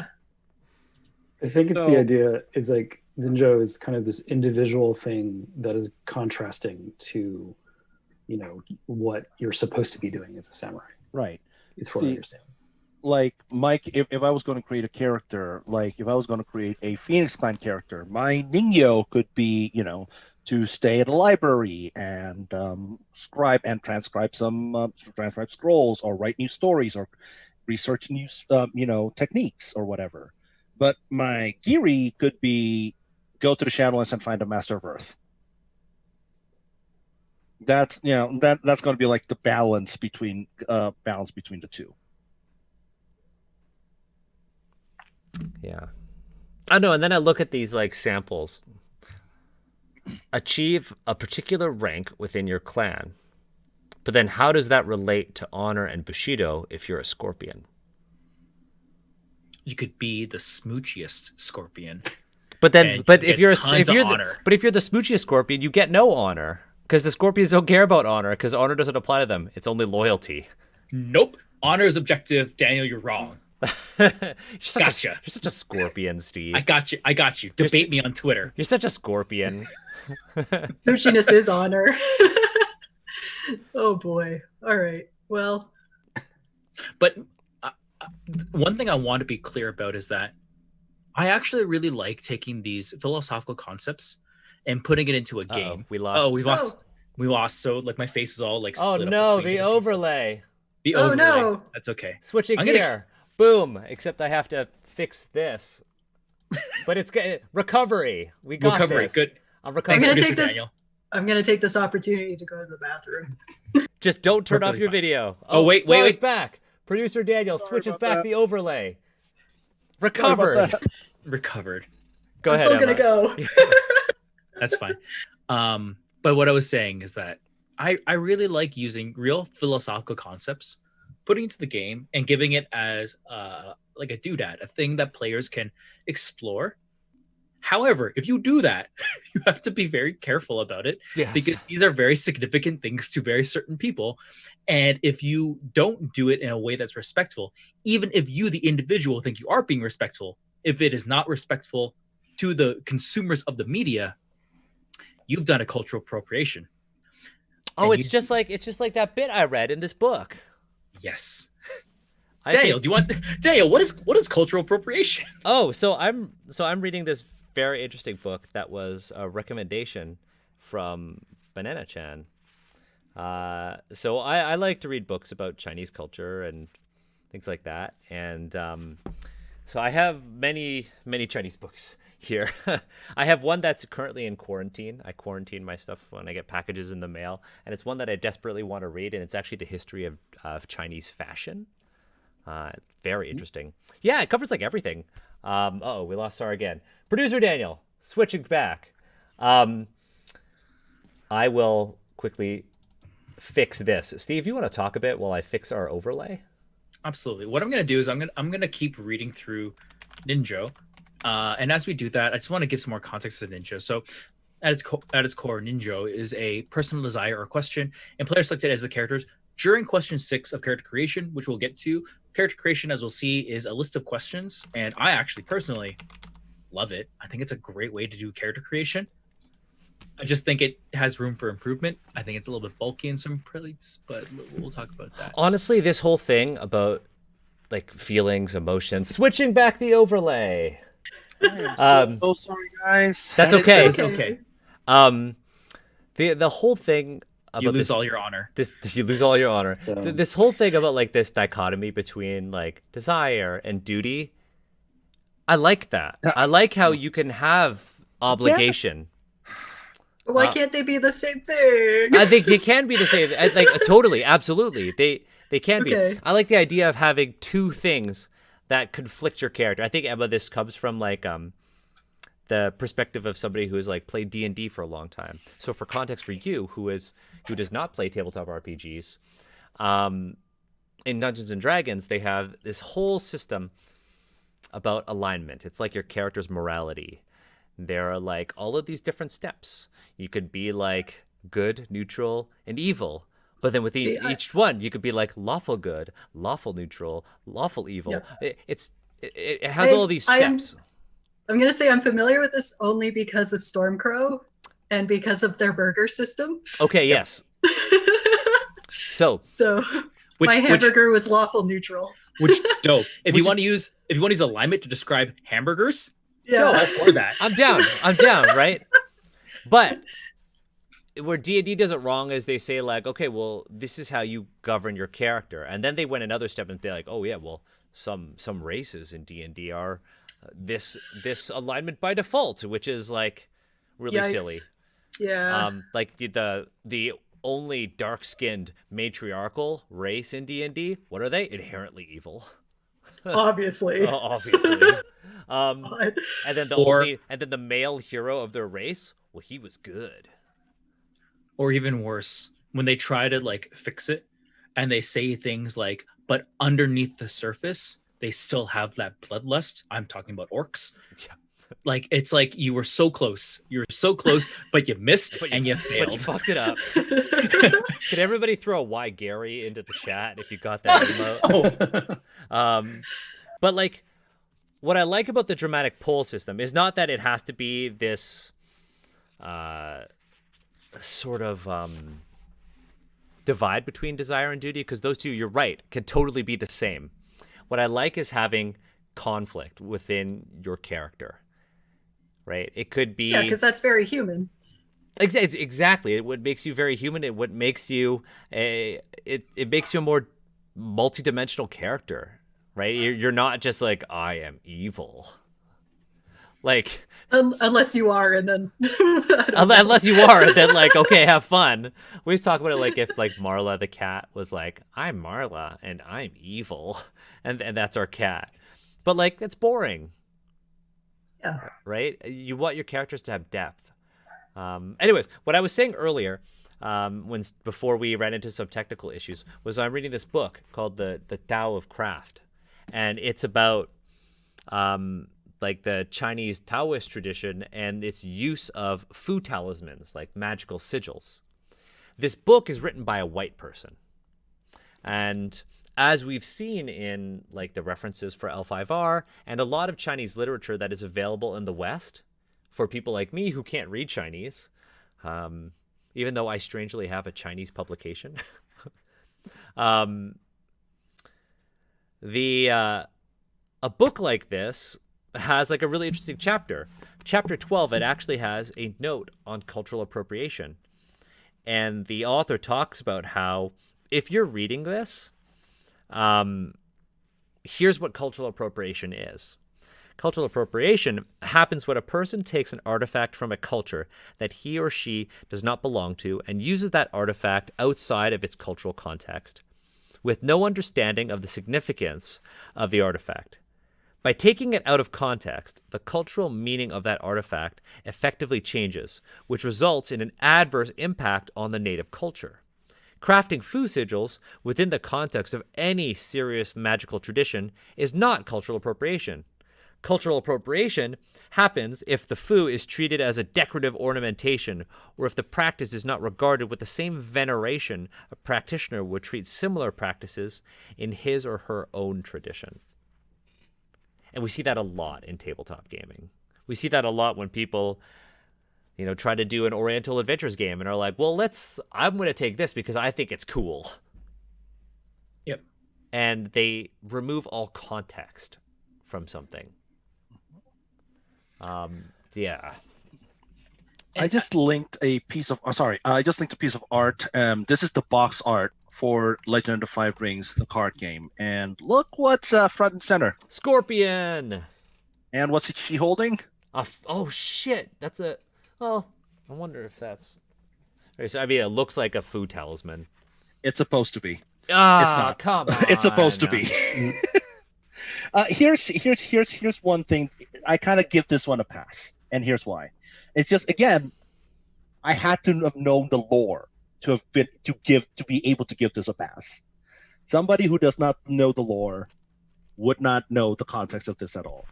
But she is a Scorpion Shugenja, and she is most likely a member of the Yogo family, which are ward magics. They basically put out protection. They're the ones that put out the protection magics all over the place. So her holding a foo is apropos, because it is supposed to be, it could be used as warding magic. But if it's a foo though, like the foo talisman is associated with like Taoism, but then the Shugendo, which we learned the Shugenja are based off of are like, aren't they like Ascetics. Buddhists? Yeah, Yeah. ascetic Buddhism, and Yep. yeah, It is ascetic Buddhism. One thing I don't know if it's your experiences, but it has been my experiences that when you're talking about religion in East Asia, all the lines are blurred. Very true. Very Yeah. true. And look, it's a Shaolin monk. Yeah, that's a dragon. Yeah. Tattooed. His name, the card name that he's is called Tattooed Wanderer. Mm. There's a piece of art in in Oriental Adventures third edition of a very similar like tattooed monk character, and they just made him look like a white dude. Mm-hmm. Like they didn't even try to make him look. Do you remember that, Steve? How could I forget? I'm gonna find it and then I'm gonna share it. But I feel like we would be remiss to end tonight without talking about the Kiri while Yes. talking about Ninjo. fair. So I'm going to, Daniel, as you kind of like pull that up, and I'm happy to pause once you find it. But I'm going to keep reading through Ninjo. Go ahead. Yeah. And we're going to talk about Strife. So it is always hard to act counter to one's own personal feelings, even when following the orders of a superior or adhering to an inflexible code. When a character wishes to have their character act in opposition to their ninjo, they should receive 3 strife or more at the player's discretion. If this represents a significant sacrifice on the character's part, setting aside their ninjo for honorable reasons can also result in an honor reward, as described in other pages. However, ninjo can be the source of peace for a character. After a character spends a downtime or a narrative scene pursuing their ninjo, they may remove all strife. Resolving your ninjo. Emotion is a living thing. And so ninjo is not cast in stone. It can evolve as the character develops over the course of the story. If a character ever reaches a moment of true clarity on the matter of their ninjo through the events of the narrative, whether this means discarding it, embracing it wholly, or reinventing it, they should be changed by the experience. If the character's belief in the code Bushido is strengthened or undermined, their honor attribute might increase or decrease to match. The following here has some more rules. Alternatively, if their player might decide that this is good endpoint for their character's narrative arc, they should retire their character to create a new PC. Of course, striking a hero out of peaceful retirement is a classic story beat, and players can use circumstances and plot twists to give even venerable heroes a new reason to fight. So, I mean, given the context, I read through this and I'm like, cool. It doesn't remove the spore of the ninjo, a real philosophical concept being rooted in fictional honor, and that shows. But if I can just mentally cut that part out, this part's kind of cool. Mm-hmm. That's not saying a lot, though. That's saying very, very that's like the minimum I could say about that. Mm-hmm. Yeah. I mean, this is all better than the honor bit. Yep. Should I continue to the Kiri? Yeah, let's move on to Giri. We should end with that. Kiri. Each character has a Kiri sworn duty, representing the way in which they serve their lord. This is the theme or issue by which the character wishes to see their samurai rise and fall during the campaign. A player should consider how Kiri might sometimes conflict with their character's ninjo, as conflict between personal feelings and duty is a recurring theme in the works of fiction about samurai. By engineering some friction between the two, a player gets to help set up the drama of their character's story. Not every conflict between ninjo and Giri needs to lead to grand tragedy, but the two motivations should sometimes be at odds. Choosing a Kiri. There's a lot here. I don't know if necessarily we need to read through all of it. We were recommended. It was recommended that we read the complications section. Okay, I'm happy to move there. The choosing and the resolving, I assume, will be similar to the flavor of Ninjo, but complications. Ninjo, Kiri, and the friction that can arise between the two provide a great deal of fodder for role-playing on their own. Players should consider their characters, Ninjo and Kiri, when making choices for the characters, and GM should look at what their players choose when planning story arcs. Complications in bold provide an additional, slightly more codified way for players and GMs to use these character motivations at the table. Complication is a slight narrative turn or brief moment that stems from one or more characters, Ninjo and or Kiri. The GM can introduce a complication at any time. Narratively, complications can be relatively mild or wildly melodramatic, depending on the tenor of the story. Examples include receiving a letter from a loved one the character has not seen in some time, realizing that a masked enemy is, in fact, the character's long-lost sibling, encountering the haunting scent of a perfume often worn by a character's deceased friend, running into a character's secret lover, somewhere the two cannot acknowledge each other, spotting an obvious reminder of one's unfulfilled oath to bring the enemy of the clan to justice, noticing a chance to pursue one's desire or duty at a cost to the group's current goal. I like that one. Being presented with an opportunity to pursue one Ninjo or one's Kiri, but not both. This is dope. These are all things that like I would see in an anime and be like, that's the highlight of that season. Like these are all cool stories to tell. I think the only thing that would have to be put here are this whole chapter. I would put a whole thing on safety tools, lines and veils. Yes. Because this Holy is shit, yes. this is like a really imagine this is like this is the perfect opportunity for a well-meaning GM to throw something that's very uncomfortable on a player. And this is not a fault of L5R. That's just like game design 101. Let's put safety tools before this. But yeah, some of these are dope. Like noticing a chance to pursue one's desire or duty at cost to the group's current goal. I like that a lot. And there are some like interesting examples here. And that one in particular, I feel like a lot of age-identified folks, they would see that and be like, I can tell like they might not use these words, but like a very Asian story with that as the prompt. And that's a very magical and like wonderful thing. Yeah. Yeah. I'd like if it... No, go on. No, I'm just looking at like Geary and then the complications here. I'm like, there could be even cooler complications if Geary if you just got to decide who you swore duty to. I wish it just wasn't a lord. Like, what if I just want to like swear duty to my mom? Right? Well, So your mom better be the Lord. Yeah, in L5R, my mom better be the Lord. I mean, there's your duty could be not to the Lord, but to perhaps a secret hidden organization that's hell bent on removing the Emperor from Rokugan.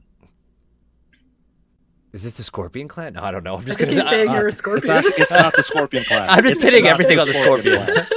It's the crab clan. How dare you? How dare you, Steve? But one of its leader is a crab. Dirty Scorpion Clan. It's okay. We have objective honor. We have look. Your honor might be 0. My honor is 100.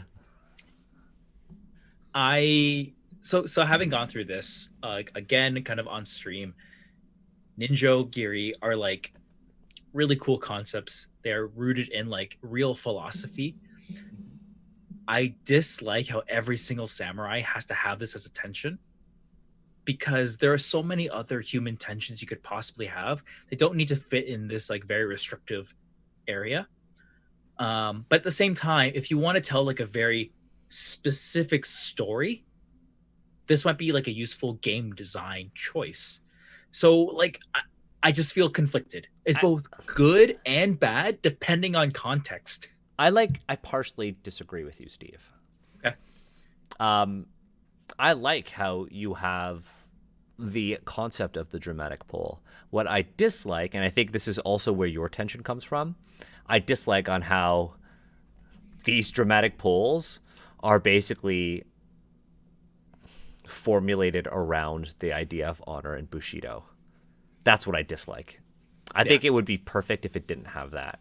Honestly, if they're going to keep honor and they're going to keep how honor is like, whoa, how dogmatic you are about Bushido, they could have done the players a solid and separated desire and duty from honor and Bushido entirely.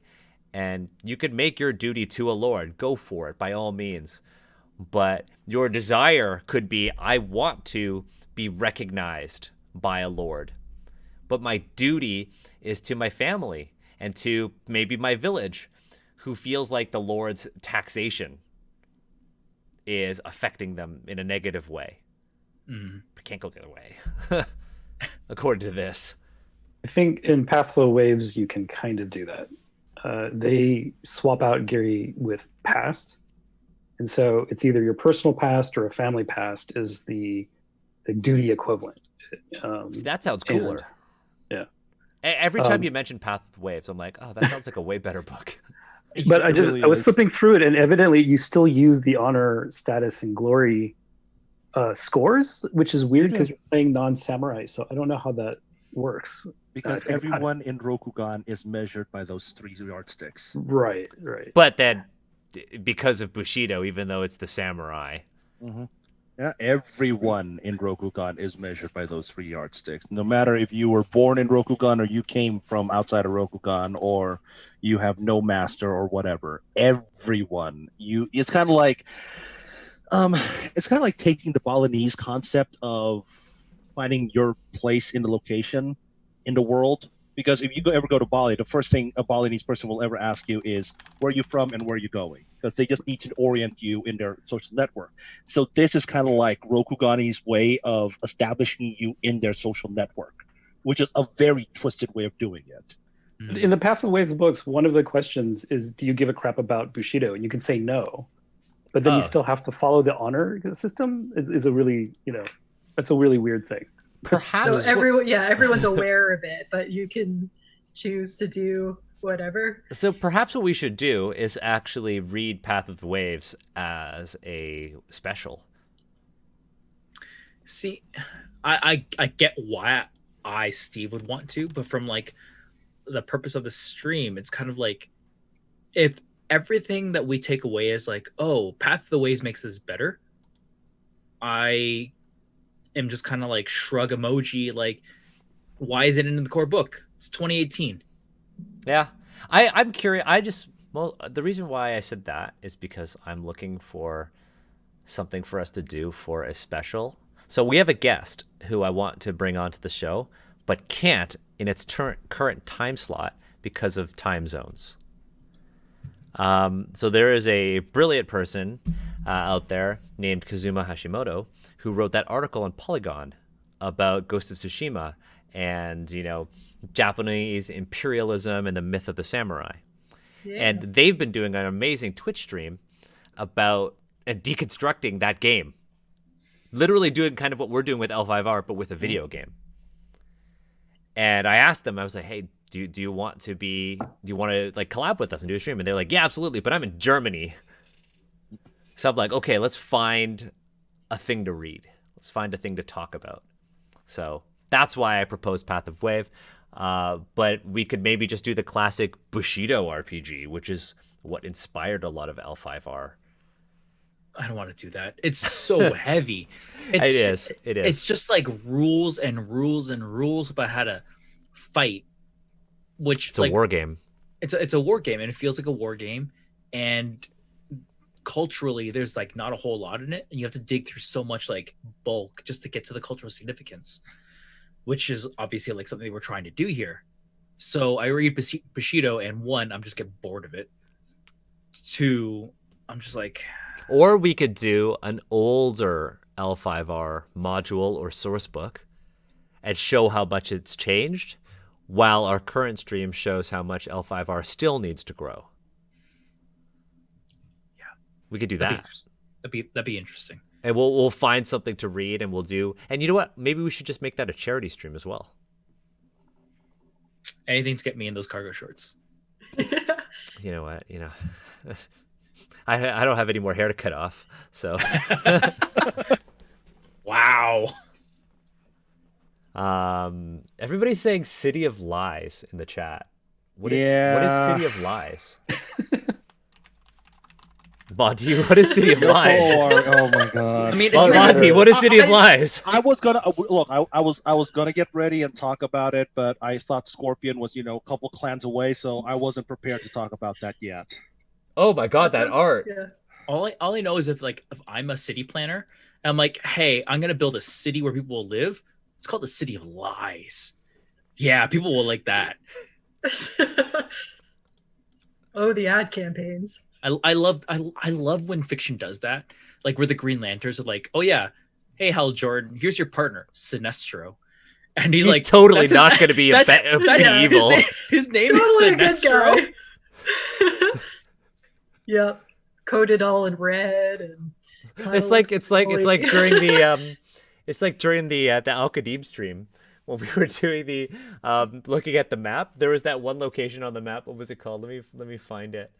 There was one location on the map, and they shit. Give me 1 second. You're gonna Steve. Did you watch that stream? I did. Yeah, I was They there. literally called it the city most sinister. Oh yes, that was it. I was like, oh my god, perfect. Welcome to the city most sinister. You have you have My name is license plate. Sinestro.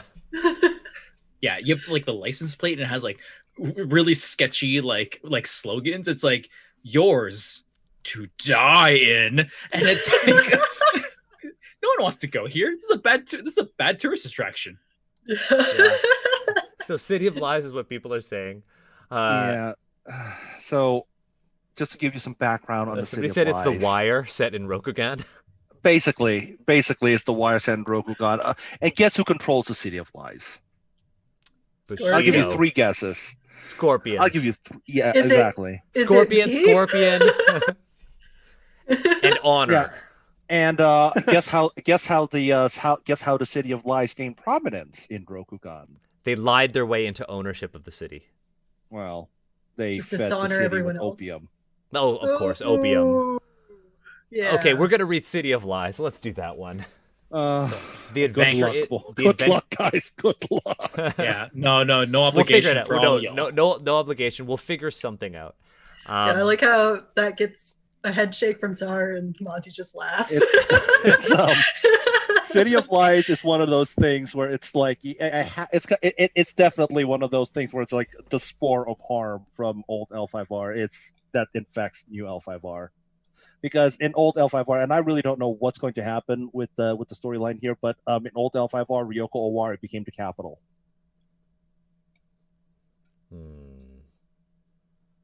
I mean, Yeah, it would that be means interesting nothing to me, but yeah. I mean, it would be interesting to look at something older like that from the lens of where L5R is right now. Mm-hmm. That's why I would want to do it. It's like that's the reason why I would want to revisit Oriental Adventures, but look at the 3rd edition game, which is also going to be terrible. Yeah. So perhaps we'll look at some old one. I like this. Mm-hmm. Yeah, just if you guys are needing more source material, and FFG does put a lot of their does have a lot of adventures online for free. With the wedding at Kote Castle is that's what you should do. That's what you should read instead. Wedding at Kyoto Castle. It was so it was an old L5R adventure module. I'm not sure if anyone has it. I'll go ahead and ask around. What's it called? The L5R, the Wedding at Kyoto Castle. Weddings are great for drama with a capital D. Yeah. So I'm already like, Oh, I found it. Like raise an eyebrow. Like I'm into this. Okay, we got Steve.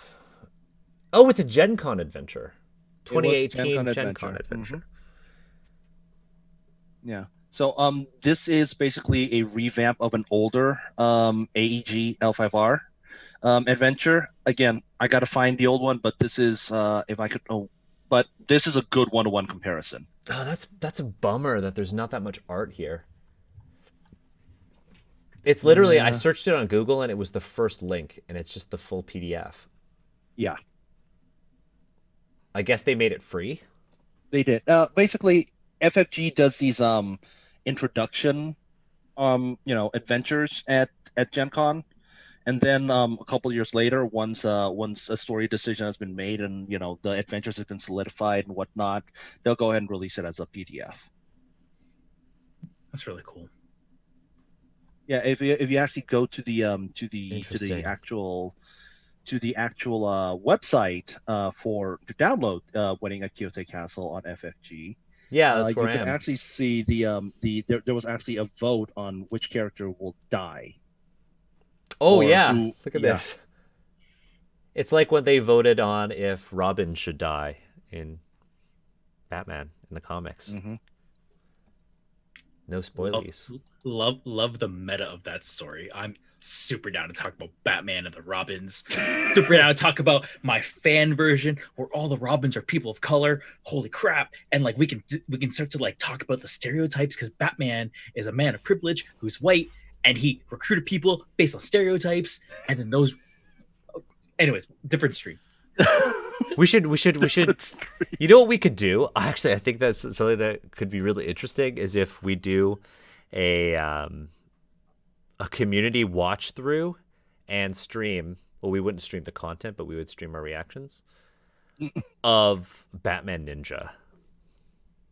There's so many. There's a lot to talk about there. I watched it and I was like, these action scenes are really cool, but this is also a white man who traveled back in time to save Japan from all of his evil, similarly white villains. And wait, there's this. These people. Yeah, there's a lot. You know, we should do that. That would. We could do that way. We could do our Batman stream for you, Steve. We have always talked about an Asians watch stream. Yeah. Oh. I think this is it. Because we could do it. We could do a Netflix party and involve members of like our community. Then we could have the Netflix party chat on stream. We could have our faces talking on stream. We'll have like a time counter or something. And there we go. Let's talk about Daniel H. Kwan. Let's take this offline. Let's take this offline after. So people seem to be pretty hyped about that. But we've just finished Chapter 1 of the L5 arc. Yay! We finished Chapter 1. Do we want to, and I think we should talk about this now, do we want to stream next week because it's Gen Con? I think taking a week break won't hurt anyone's feelings. Yeah. And Gen Con's a pretty big signifier in that, L5R happens at Gen Con. This year, obviously, things are a little bit different with COVID-19. But, let's give people a chance to breathe and what have you. And we can always come back. This book isn't going anywhere. Yeah. So what we're Sorry, going things to... to say? Sorry, yeah. Sorry, real quick. If you guys are interested, like basically top rank LCG players, L5 or LCG players, are I think it's like correct me if I'm wrong. Somebody in chat, Trevor Cuba, calling you out. Correct me if I'm wrong. But I think the morning of Gen Con, like the morning that Gen Con's supposed to start, there's going to be a vote where all the quote unquote Hatamotos, basically these are top ranked players, get to make a storyline vote at Gen Con this year. So and that's happening the morning of Gen Con. Yo, that sounds dope. That sounds pretty cool. That sounds epic. Actually. So Yeah, I and do we don't know. So all we know is that the storyline is going to involve a member of the Crab Clan character, Crab Clan. Kuniyori. Oh yeah, the path, and it's going to be either a path of courage or a path of humility. They're going to choose whether Kuniyori is going to choose the path of courage or the path of humility. The real question is, for this main character, like, can I get horny off them? Like, because that's all I care about for tabletop RPGs. Like, if I can't get horny off your book, it's like, what's even the point? That's a Steve thing. Speaking of Gen Con, if you're interested in seeing Asian people interact with Asian stories, you could sign up for Dungeons and Asians Live. We're doing a live show at Gen Con. Gen Con got in touch and are like, hey, actually the events coordinator is a really big fan of our stream, Steve. And is like, hey, we want to have Asians represent live at Gen Con. Can you want to do something? And I said, absolutely we can. So we're going to be doing a live show, a one-shot of Dungeons and Asians set in the north of the southern floodplains. at a fortress called Heaven's Gate. It's actually an adventure that I don't want to say wrote, because you know how I do my thing, Steve. It's barely writing.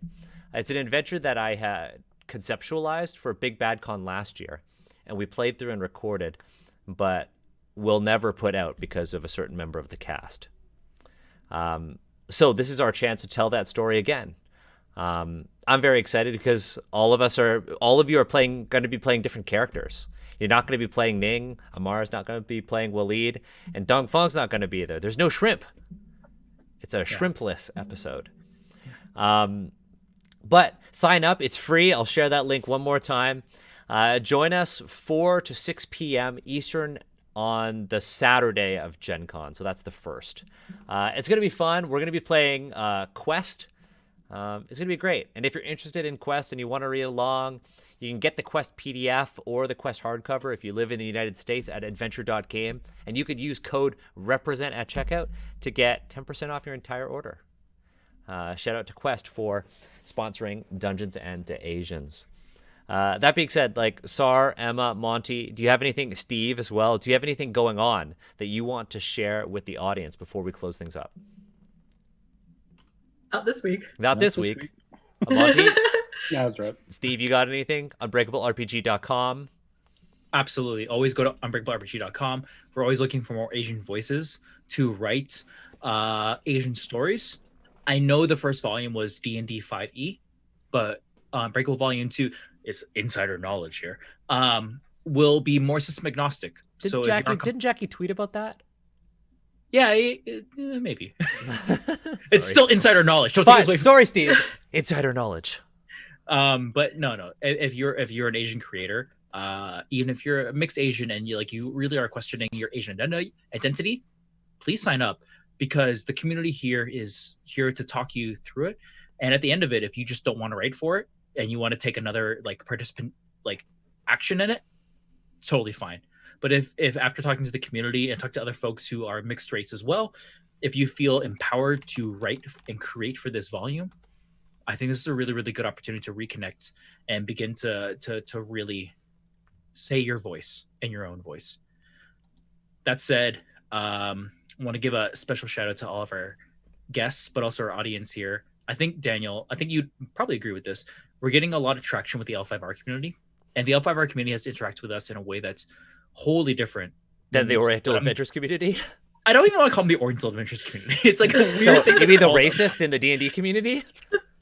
It's like, but our audience here was very active in chat. Unfortunately, I was not able to both do the stream and be active in chat, but everyone was for the most part very, very respectful, and I think we're all having really, really good conversations about it. And from what I understand, L5R community, you've always had these conversations, and they've always been difficult. Daniel, I'm speaking for you, and please challenge me on this. Go for it. But we are very happy and humbled to be part of these conversations and to give our takes on it based on the experiences that we've had at other tabletop experience spaces. And it's just been an experience, and I'm glad that everyone is here with us with empathy and compassion. Yeah. It's been really cool. It's been nice seeing the L5R community being like, we need to learn. And they come out. Or, the L5R community being like, hey, we have some knowledge that you might benefit from. That's how, Monty, Sora, that's how we kind of connected. And that's how this happened. And I think the stream has gotten better. And I think, Steve, we're getting better as streamers. I mean, we've streamed. This is episode 5 of L5R. So we've read 10 hours of L5R on top of the 26 hours of Oriental Adventures we've read, and some of the other things that we've read. And it's been a blast, right? I think we're just getting better as, conversationalists, and this is becoming very much the podcast, and I'm okay with that. A couple of other things. I'm on vacation as of today, so I'm super excited. I have 10 days off. I'm really happy. Steve was immediately like, oh, you're on vacation to just do other work. And you're 100% right, Steve. I have some other work that I'm doing. I have 2 freelance gigs that I have to do. One of them is with Emma. So I'm very excited.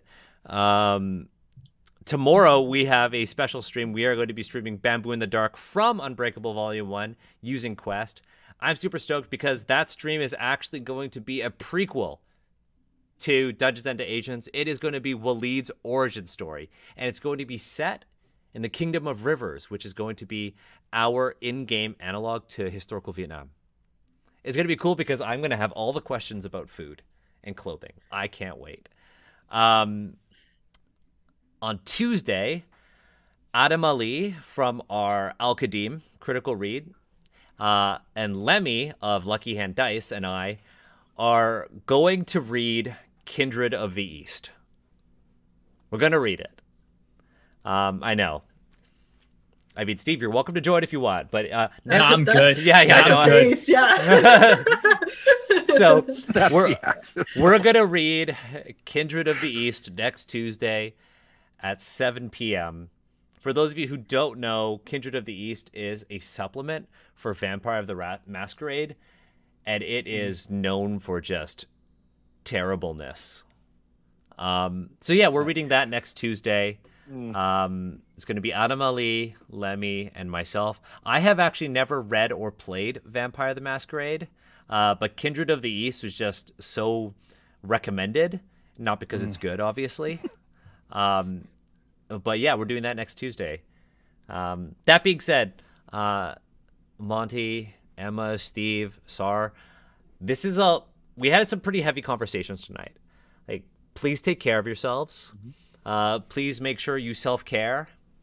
I know that folks often go into our Discord to chat about, the stream and the themes that we talked about. If you're going to do that, make sure that you are keeping it respectful and all that. And please do not assume or expect Steve, Emma, Sar, Monty, or myself to be there. We want to interact with you. We enjoy interacting with you. But doing this stream is also a lot for us. I will also say that we're not going to be putting out Discord invitations through our Twitch streams for just a little bit while we work on some of our internal policies on keeping conversations respectful and making sure that the Discord serves its mission to uplift and share Asian perspectives. That being said, folks, thank you for tuning in. We won't have a stream the Friday of Gen Con, but we'll be back the week after. All right. Take care, folks.